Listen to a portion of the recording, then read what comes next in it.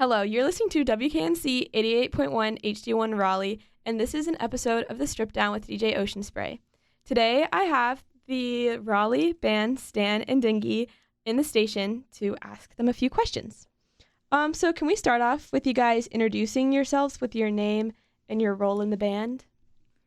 Yes. My name is Issa. I am the drummer and vocalist for Stan and Denghy. Hi, I'm Luca, and I'm the guitarist and vocalist too for Stan and Denghy. Hello, I'm Zion. I'm the saxophonist of Stan and Denghy. I'm Alex, and I play percussion. I'm Farouk, and I play bass for Stan and Denghy. And we're missing Bear, who plays keys. Okay. And so how did the band form? That's a good question because Isa and me are from Venezuela, and we basically grew up together, playing music together. So if you think about it, the creation of Stan and Denghy was probably over 10 years ago when we first jammed. But we settled with the band, and we started the band here after moving about 2 years ago, maybe a little over 2 years ago, right? Mm-hmm. Yeah, so we all met each other by playing with an artist collective called 47 Eyes on Me, and also while playing in another band called Saturnalius, which some of us are still part of. And we just got this cool people together, and now we are playing in a band. And so how long ago did, I guess, the band officially form? 2 years ago. Yeah, okay. And so you kind of mentioned this. So your Instagram mentions Venezuela. So how did both of you We're end up cousins. here?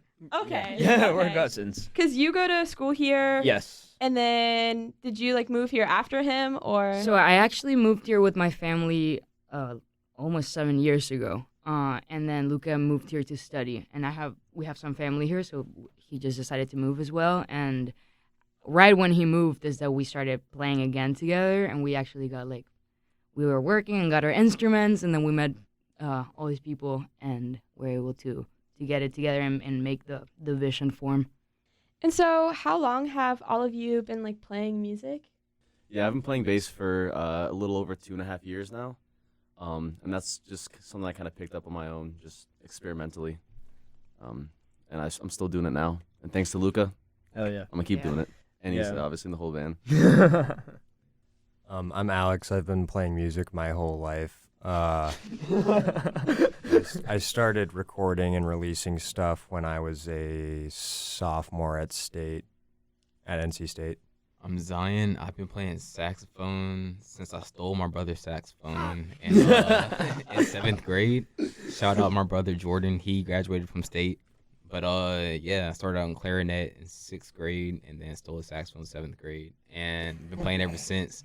And right now I'm 22, so whatever that math is, that's how long. Still going. So, I started with guitar when I was 9, but Isa and me started at the same music academy when we were Very younger little, than that. Yeah, probably 8 too. Yeah, but I think I got into actually my instrument, playing drums, and probably when I was 12 or 13, and then I stopped for a little bit. But coming here, and especially when Luca moved back, is that I picked it up again. And so do you guys do music full time, or are you also students or have jobs? Yeah, I actually work full time, just a regular office desk job. And then music is kind of my main focus in terms of what I do in my free time. I'm supposed to be a scientist, but right now I'm washing dishes. But we're gonna get back to that eventually. I just want to say I respect what he just said.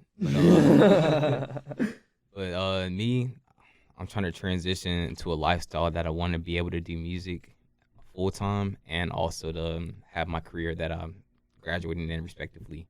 And right now I'm planning on going back to graduate school at UNC Chapel Hill to get my master's in chemistry. And eventually that leads into something, and I'll work on my music career on the outside of that. I'm a industrial design student at State, and I want to do design as a living. That's how I want to make money in this world, but also with music. So my life is just split in half right now. It's only that, only those two things. I think that's the case for almost everybody in the band, is they're trying to balance like some sort of field as well as music. Yeah, I'm not. I'm trying to do music full time, and I am kind of doing that. It's hard. I still have the privilege of still like being supported by my parents a lot, so I'm kind of figuring that out. But definitely, music full time is my goal. And so you released your EP Live at After Dark last September. What was the experience like with that, like recording and writing the songs?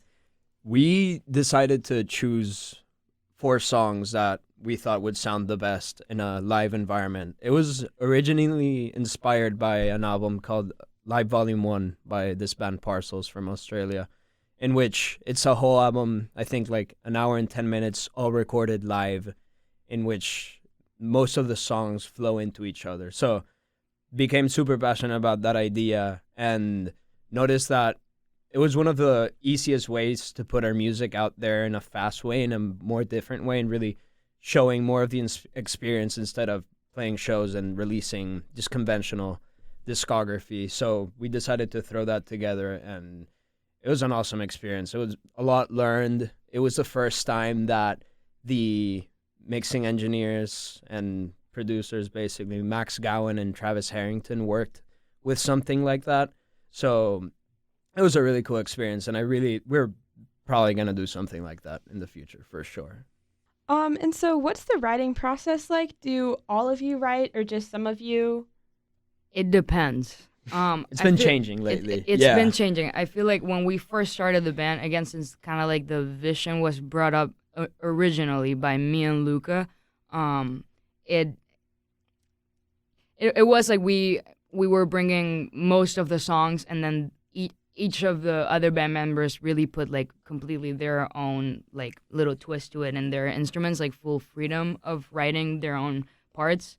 But we do try to keep it because the vision of Stan and Denghy and the lyrics are all in Spanish, and it's trying to keep our culture. Then me and Luca write a lot of the lyrics, but we are definitely moving into writing a lot of things like more like other band members really bring in the original ideas and then just building into it. Like Farouk just wrote a song recently. Yeah, and Farouk's the newest member, and he's doing that, so it's cool. And so do you plan on writing and recording more music soon? Oh yeah, Yes, absolutely. we are actually we only have a few songs out yet, but we are working right now on releasing an album sometime this year. It's been taking a while because it's really hard as small musicians to really get like the funds to record a nice album, or at least how we envision it. But we have already a lot of songs in the lineup for try to keep recording. We've recorded about 3 or 4 of them already, but we are working on doing more. And we recorded with Farouk like a week ago, and it was your first time. Yeah. How was that? We never really talked about how you felt recording in an actual studio. Yeah, I mean, it was different because I've done like recording type things on my own where I'm just like in my room on GarageBand just listening to myself play bass again after just listening to myself play it. But like in that setting, I don't know, it felt like at first I was like a little nervous because I was hyper aware of like what I was playing as I was playing it, you know? Kind of similar to like your first time like performing live. But like as I got the hang of it and got to listen to myself and like, you know, obviously see what like Max and Travis were doing to what we recorded. Like seeing that process unfold was just amazing. Like I loved it. And I really just can't wait to do it again, you know what I mean? It was a privilege to record in that studio, and we're gonna keep doing it for the rest of this project, hopefully. And so do you guys play covers other than, and like not just originals, right? We used to. We don't anymore. Okay. Yeah. Okay. We're trying to move away. Like I think it was really good because covers are fun. And you know when you don't have a lot of music out, it's good to do covers. But now since we are trying to like Stan and Denghy is not a cover band, it's our own project, so we're really trying to make justice to that project and really show our music to everyone. And so how does the music you listen to compare to the music that you guys make? in Stan and Denghy? So the music that we all listen to is like very, very diverse. I'd say, like of course, like when you look at us, like as a band, I think we're probably the most diverse band like in the area, like because we got two Venezuelans. I'm African American. My brother next to me is Chinese American, and then we got an African from Kenya, and then we got Farouk who's Egyptian, Also African. also African. My brother. But yeah, and so we each come from different backgrounds, and we all got ties to hip hop. We all got ties to funk. We all got ties to like reggaeton and bachata, cumbia, all the stuff that we like to hear, and we mix like that, and we try to revolve it around the Latin theme, especially since like Stan and Denghy is a Venezuelan-based band, and we all like love all the types of music, but we all try to convene at that one point. I might be talking too much, but No, you nailed it. We all share some artists. Like me and Farouk really connected over Home Shake the first time we met. And then me and Isa are really passionate about like Rawayana, which is another Venezuelan band. And Alex likes a lot of shoegaze, which I've really gotten into thanks to him. We all like a lot of jazz, all of us. Yes. Jazz Facts. always. Out of curiosity, do any of the like non-Spanish speakers listen to Spanish music a lot, or like did you listen to music like Spanish music before playing in Stan and Denghy? yes. A lot of my friends from back home are Hispanic and like Latino, and having that background just sort of like made me go towards listening to that just music in Spanish, and especially going out to the clubs on Latin night is the best nights to go out. Just saying. We were just talking about this. We have to go to Party Alex soon. Just so we know. Yeah, I've always been a really big jazz fan, and once you listen to enough of it, and it's usually pretty soon after you get into it, you eventually get into like Spanish jazz and like samba and stuff, and Brazilian music and stuff like that. And so I've been a fan of that for a while now. So yeah. Honestly, I didn't really listen to Spanish music until Luca and Isa introduced me, and that's when I realized the problem was I was listening to the wrong Spanish music, and like I realized like when it comes to like as far as reggae goes, Spanish reggae is really just kind of like, I don't know, like I never thought that I would like it as much as I did, but that's why I'm here. Nice. And you guys had mentioned Saturnalias before, but I was just curious, like, what's the difference to you guys between the two bands, obviously other than language? They're very different styles, like almost completely different in every aspect. Saturnalias is more of the shoegaze side, and Stan and Denghy brings in like all the Latin, more rhythmic roots. But at the same way, they've both influenced each other. So you'll definitely see some Stan and Denghy elements in Saturnalias and vice versa. We're going to have a quick break to listen to Verano en Pijama by Stan and Denghy. Enjoy.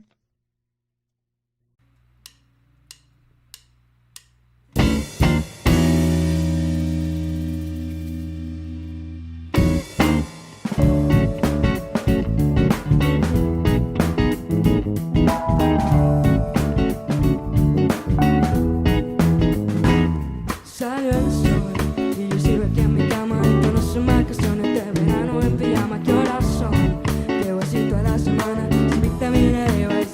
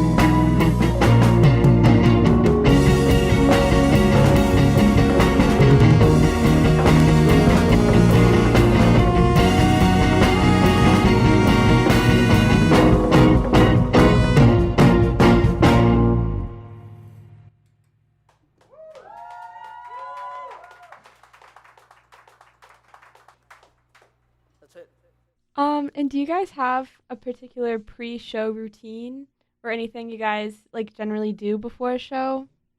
We eat We eat a lot. Yeah. Yes. all That's, together. I Like didn't. we try to like if we're gonna go out somewhere, we try to like all go together. And it really depends on what type of show we're doing, but El Rodeo was a big Shout out one. kebab and curry, man. Shout out kebab and curry. Yes. Seriously. Yeah, that's probably the main thing. And just trying to hang with each other as much as we can beforehand. Do you guys have any favorite venues or like specific shows that you have played? School Kids Records has always been really good to us, at least in our experience playing with Saturnalia. I don't think Stan and Denghy has played there yet, but Poorhouse has been really great to Stan and Denghy lately Yeah. as well. So shout out to those guys. Yeah. Also, Kings was a really cool venue. Yeah, we we- really, really enjoyed Yeah, Kings. we played at King's. That was our last show, right? Yeah. Yeah, and it was a really, really good experience. Everyone was super cool.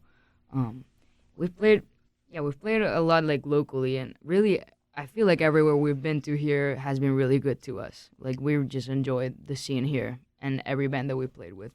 So where do you guys, kind of switching back to the songwriting aspects, where do you find, I guess, inspiration for your songs, or like kind of what's the process like there? That's a good question because I don't know. Like I said, it's been changing a lot recently. And we've been starting to tell more stories in a more conventional songwriting way. We're not good at writing songs, especially me. Issa's a bit better, but we're not good. But slowly we're writing more interesting things. Like one of my favorite song lyric-wise right now is called Tio Rico, which is a reggae song about a beach vendor in Venezuela. So I don't know, and I got that idea from going there and seeing that and just imagining the point of view of that, because it's like a very socially messed up situation over there. Yeah, so I think we try at least. I mean, of course writing is like, it can be many different things. And I feel like it happens in many different ways. But I feel like lately when me and Luca try to write songs, especially together, we try to give it a meaning that really relates to like our childhood or what we saw growing up, and kind of give it kind of like a fun twist, or just like not being super explicit about a specific topic, but like kind of showcasing some things. But we really, I don't know, inspiration is weird, and it comes from very different ways. So. I don't think I at least have really identified where it's coming from. That's why that question was like, one day. And so even when you guys are not performing, I usually see you guys, or at least one of you, at wedge shows and stuff. Can you tell me a bit about the house show and like band community that you guys are a part of? It's been really interesting. Right now I live there, and we sort of manage, we try to throw as many shows together as we can. Thankfully, there's another recent house venue that had a show last weekend called Broken Door, which is awesome because, I feel it's always a more fun party to go to when there's people playing, because it's just, I don't know, I feel like it elevates the experience a lot. But so far they're the most fun shows to play because there's no pressure. Everyone's there to have fun. There's no rules about like venue rules and stuff like that. So it's everything's taken lightly. Yeah, and it's also like since this artist kind of putting this stuff together, it tends to be like a really safe space for people to do what, like really show like their art and just like in a better, more accessible way, especially for students that don't necessarily can't go to like venues far away or have to pay a lot of money, because it's just like we're just here to have fun. So it's good to just bring people together and make it very accessible and easy for people to enjoy local music, and bringing so many different bands of different backgrounds and genres together into like one little stage made by students. So it's really cool. And so I know you guys are going on tour. Can you give the listeners information of the like dates and locations for that? Do you guys know? I, Zion, do not know. Oh man. Yeah, we just got the tour flyer, but we're going to Cat's Cradle in Chapel Hill. That's gonna be this Thursday. Then Friday, we're playing at the Wedge again. We're taking a little break. Ramadan And break. we're Ramadan break. Ramadan break. right, little Ramadan break, and then we're gonna go on Tuesday to Boone, playing at the Nest, really cool, also DIY venue. And then we're gonna have 2 shows in New York, which we're very excited about. We're playing at Shrine in New York and Harlem, and in Silvana, a Mediterranean place. It looks really cool. And lastly, we're gonna play with some really cool bands in Washington D.C. at the Mine. Which is also a house venue. Yeah. There, yeah. Okay. So when you were like, I guess figuring out where to go, did you intentionally want to go to like house show venues? I feel like it wasn't the first option. Actually, for some of them was the first option. I feel like, again, just because we have such a good relationship with house shows and it tends to be just easier to plan, but also always have good turnarounds, it's good. But I definitely wanted to try to get some like real venues, which is why I'm excited about New York, because we're able to get some actual like good and like old venues in Harlem. But yeah, it was also tough because we're very small still and we don't have a lot of contacts and like connections. But hopefully after this tour, we'll make some more and be able to play more often outside of North Carolina. And so where can people find you? Like Instagram, Spotify? Tell him. Tell 'em. Alright, I don't have the tag memorized, but I mean on Spotify it's Stan and Denghy. Should I spell it out? It's okay. You got it. And for Instagram is Stan E Denghy with a Y, like how you would write it in Spanish. Thank you so much again to Stan and Denghy for coming into the station today and letting me interview you guys. You guys are so awesome. You're listening to WKNC 88.1 HD1 Raleigh, and this has been another episode of the Stripdown with DJ Ocean Spray. I'm going to send the listeners off today with one more Stan and Denghy song off of their Live at After Dark EP. So please enjoy Mesita de Noche.